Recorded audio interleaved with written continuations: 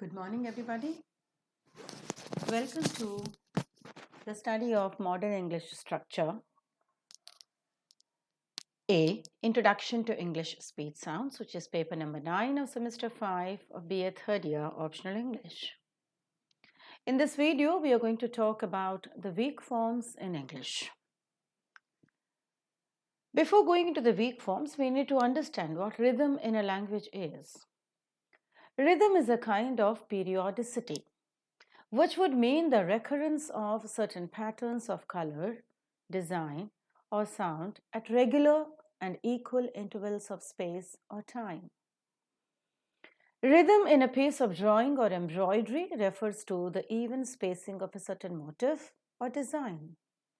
In music, a certain kind of beat or sound complex being repeated at equal intervals of time constitutes its rhythm. Rhythm in language likewise refers to the periodic recurrence of certain complexes or patterns of sound in utterances constituting a text. There are two types of rhythms in the languages of the world. One is syllable timed rhythm, which we find in Sanskrit and other Indian languages. The second type is called stress timed rhythm, which we find especially in a language like English.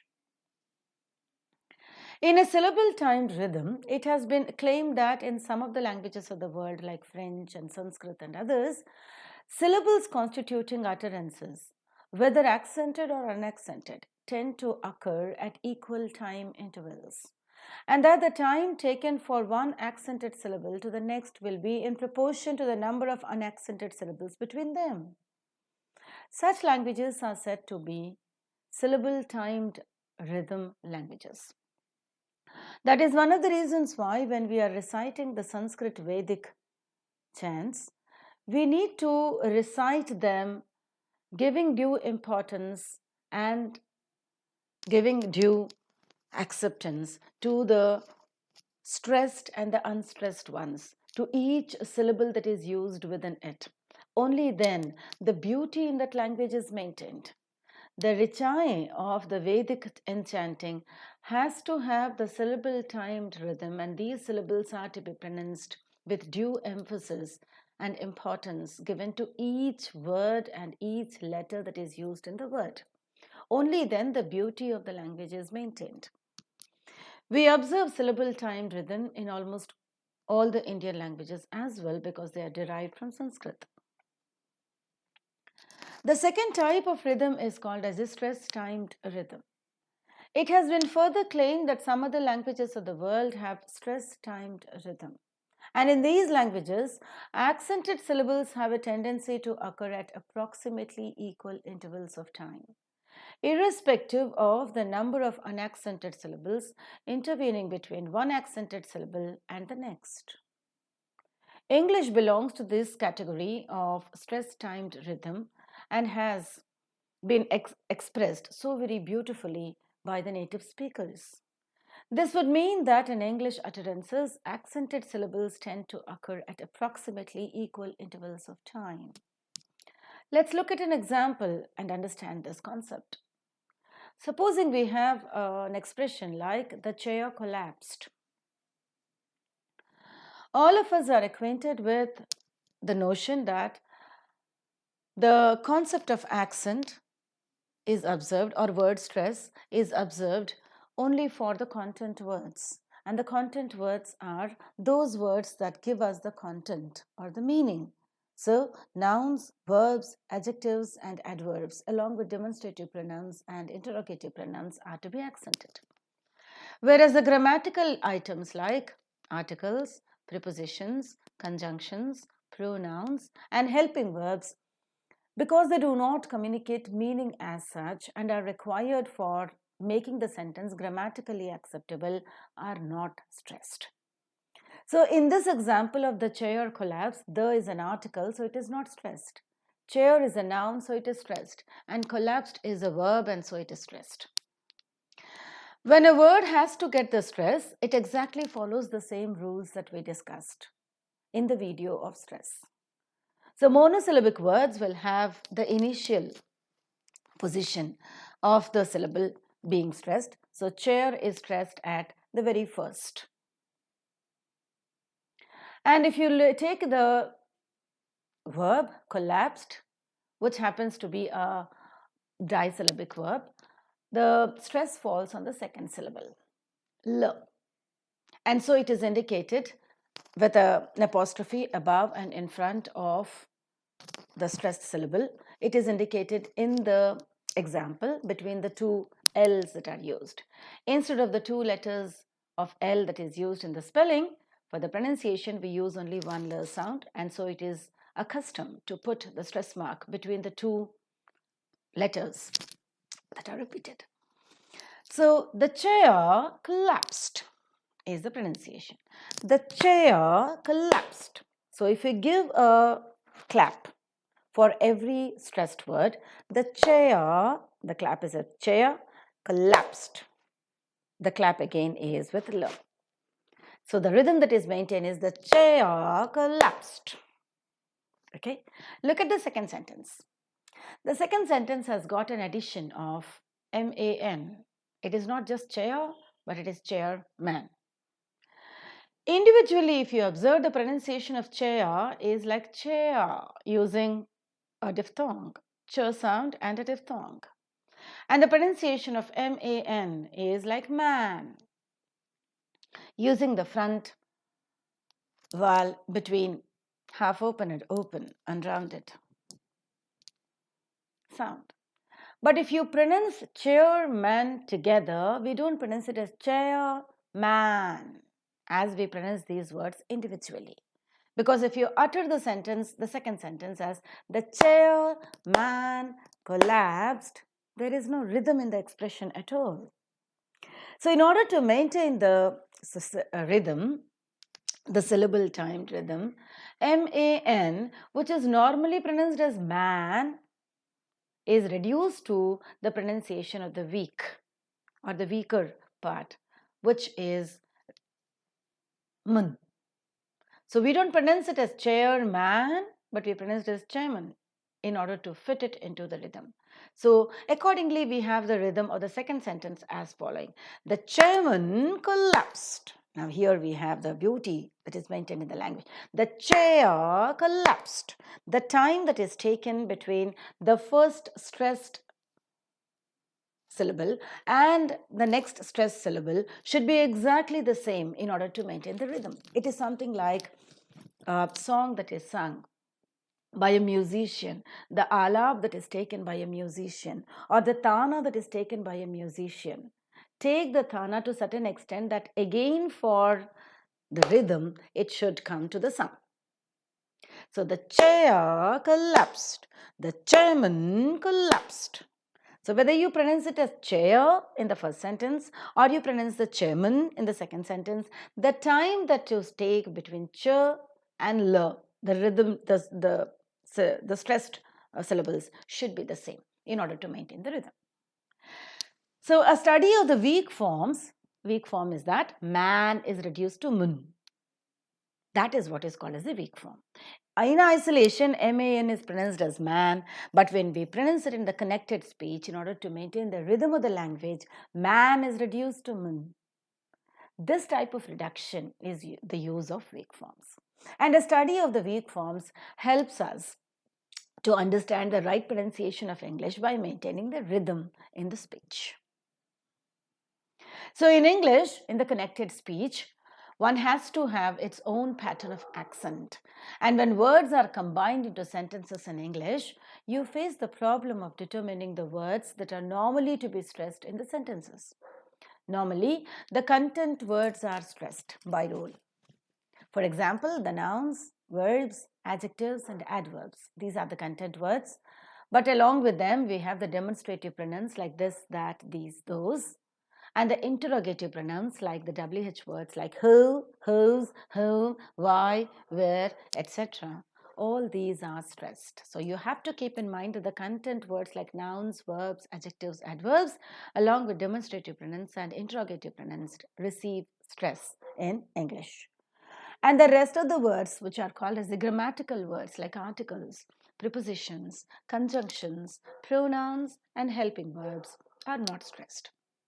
And they are always reduced to their weak forms in order to maintain the rhythm of expression. For the content words, stress is to be given according to the rules that we already discussed under the section of word stress.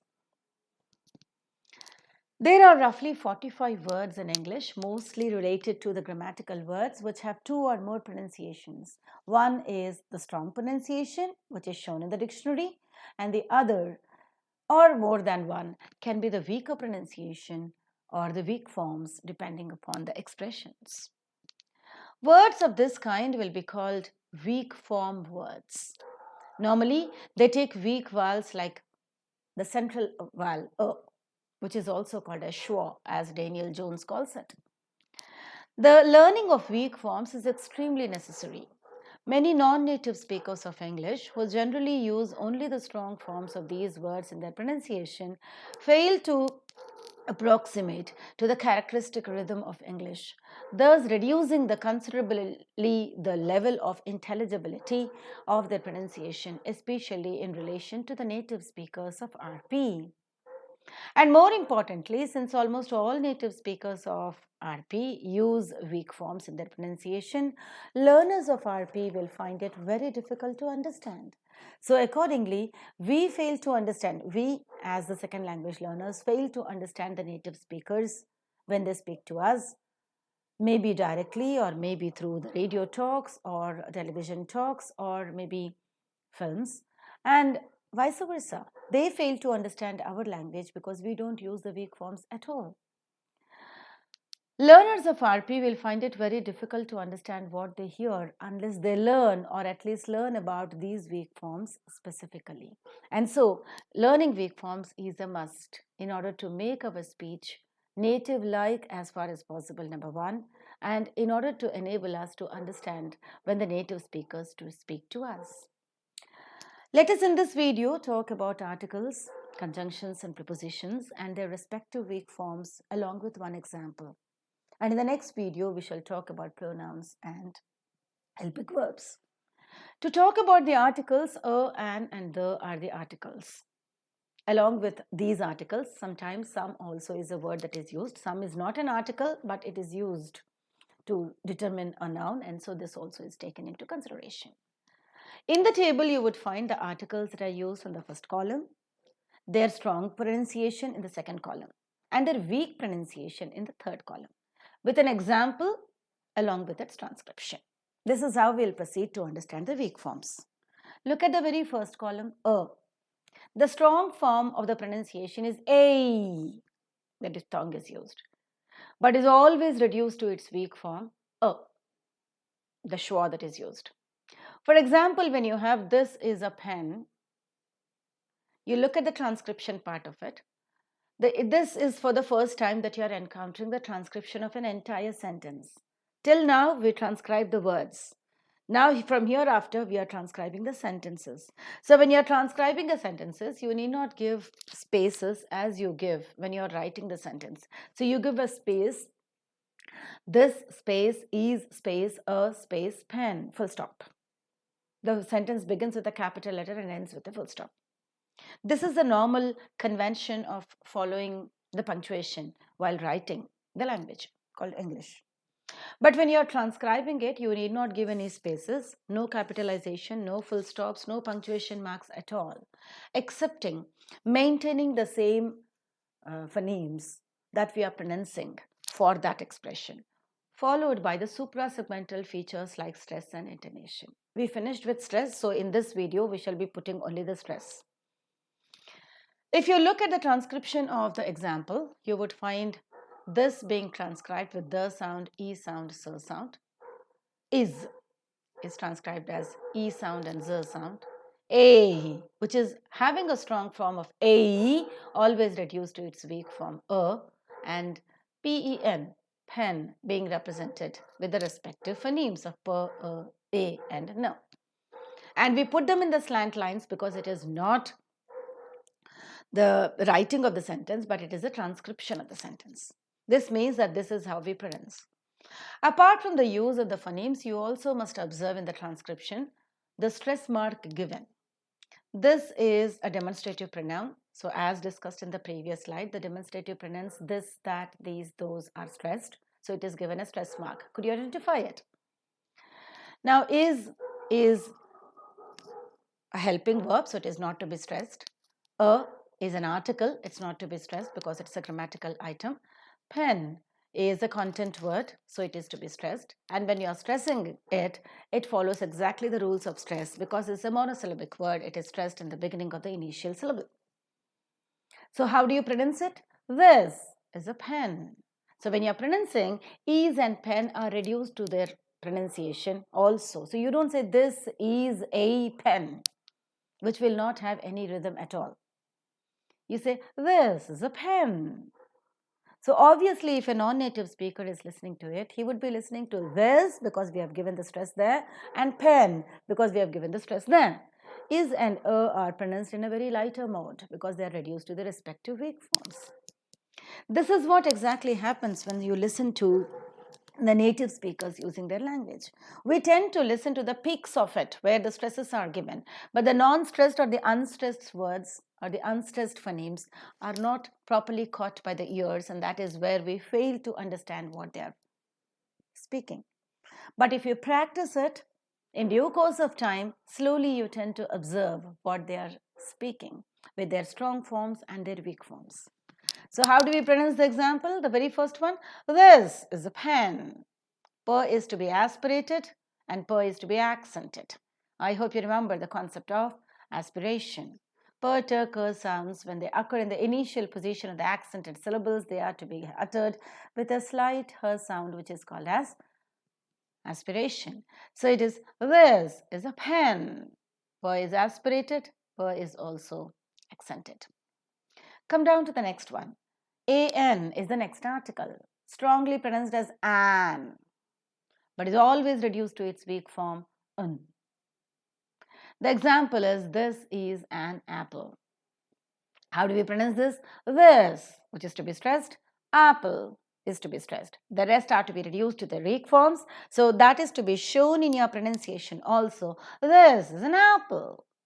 So you don't say this is an apple, which is absolutely right from the Indian point of view.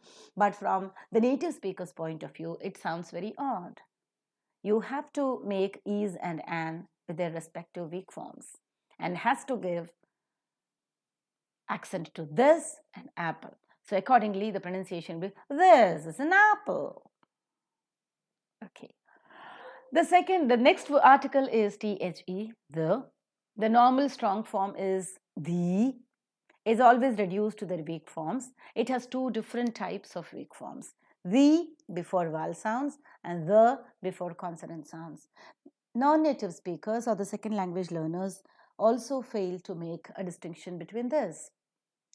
So when article the is present before apples, it starts with a, which is a vowel sound.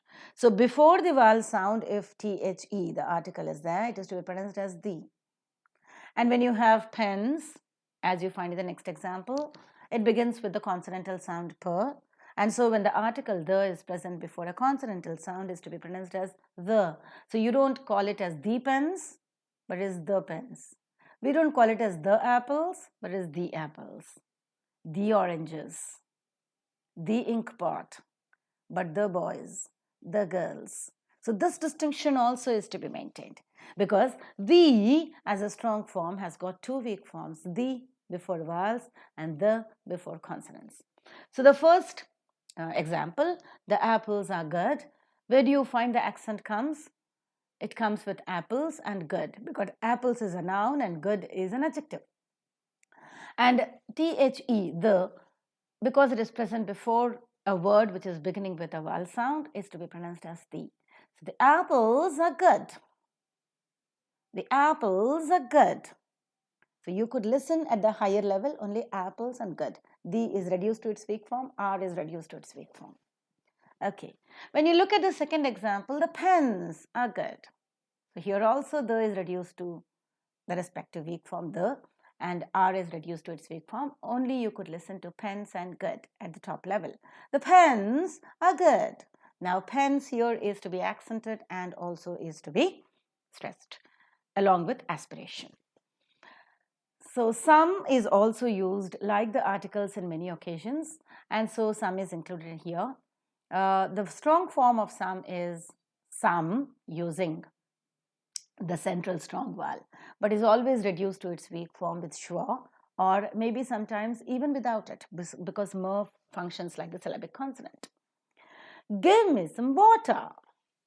Give me some water. So give is stressed and water is stressed. It's very interesting the moment you start picking up the weak forms that you tend to make the right pronunciations according to the RP or the native speakers, and you also tend to comprehend what they are trying to say, either face to face or maybe in the virtual way.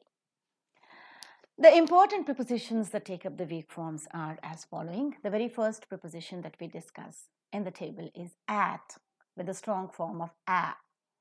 Is always reduced to its weak form a. So it's pronounced not as at, but is pronounced as at. Come at 5. So come is pronounced, is stressed because it is a vowel. It is to be stressed and it is to be aspirated. Come at 5. 5 is aspirated because 5 is stressed because that becomes an adjective, numeral adjective. So come at 5. The next preposition is to. The strong form of it is to. Is reduced to the weak forms in two ways.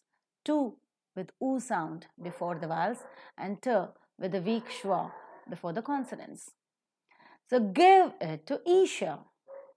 Give is stressed. Isha is stressed because give is a verb and Isha is a noun. Give it to Hema. In the first position, it is pronounced as oo because it is present before the word that is beginning with a vowel sound. And in the second example, it is beginning with, it has oo sound, sound because it is before a word that is beginning with a consonantal sound. So give it to Isha. Give it to Hema. Similarly is for. The strong form of it is for, the long vowel, but is always reduced into two types. For r sound is pronounced before the vowels and r sound is not pronounced before the consonants. So taking the same example and replacing give with this is for Isha. R is pronounced because it is before the word that is beginning with a vowel sound. But when you replace Isha with Hema, you tend to see that this is for Hema. This is for Hema, but this is for Isha. Ra is seen, Ra is not present. The next important preposition is of. It's always pronounced like v. Of is reduced to its weak form of. So look at the example. This is made of plastic. This is accented because it is a demonstrative pronoun. Made is accented because it's a verb, and plastic is accented because it is a noun. This is made of plastic. Plastic. Okay. The next preposition is from. It is pronounced as from, but is always reduced to its weak form from. He has come from Delhi. What words are accented here? He is a pronoun, not accented. Has is a helping verb, not accented. Come is a verb. Yes, it is accented and is to be aspirated as well. From is a preposition, not accented. Delhi is a noun, it is to be accented. So how do you pronounce it? Has come from Delhi. Has come from Delhi. That's right.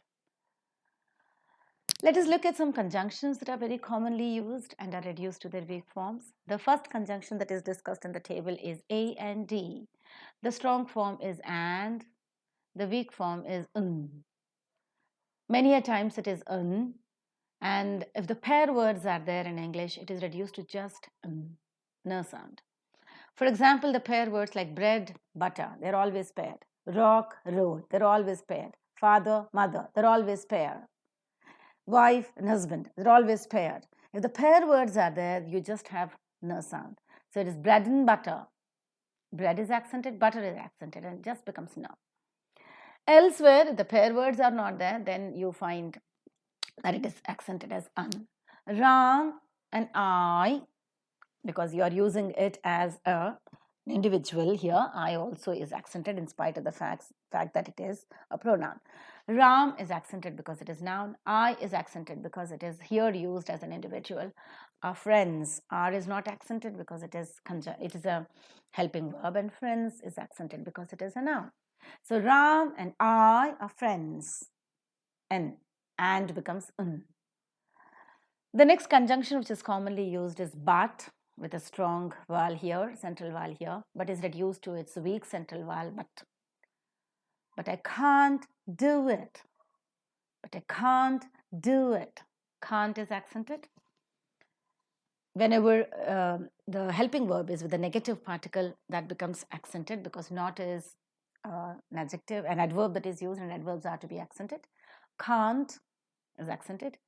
Do is accented because do is a verb used here. The rest are not accented. But I can't do it.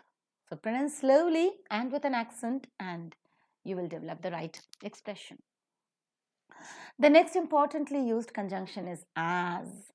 The strong form of it is as, but is always reduced to its weak form as. As soon as possible. As soon is accented, possible. Then we have the next conjunction, than. Than is always reduced to its weak form, than. This is better than that. This is accented. Better is accented because better is an adjective. That is accented. This and that are the demonstrative pronouns. So this is better than that. Then it is reduced to. Now the next is THAT, not used as a demonstrative pronoun but used as a conjunction. When used as a demonstrative pronoun, it is to be accented, stressed, but when used as a conjunction, it is not stressed. So that is a strong form, is always reduced to its weak form, that. The pen that you gave me is good. Now in the entire sentence with so many words, pen, which is a noun, is accented. Gave, which is a verb, is accented. Good, which is an adjective, is accented. The rest are reduced to the respective weak forms. The pen that you gave me is good. The rest are reduced to the weak forms, and you can't even listen to them many a times. Are you able to follow the lesson? Stress is an important aspect. Along with this, weak forms become a very, very essential aspect for us to discuss in order to maintain very good pronunciation in English. Let's stop here. In this video, we discuss the concept of stress-timed rhythm and syllable-timed rhythm, along with English falling into stress-timed rhythm. Stress is important, and the stressed syllables recur at regular intervals. And the rest, which are not stressed, like the grammatical words, are reduced to the respective weak forms. So we are trying to understand the concept of weak forms in English through this video and the video to follow. In this video, we try to understand the weak forms with examples for articles, prepositions, and conjunctions. Wait for the next video where we'll be talking about the concept of weak forms for pronouns and the helping verbs. Bye for now.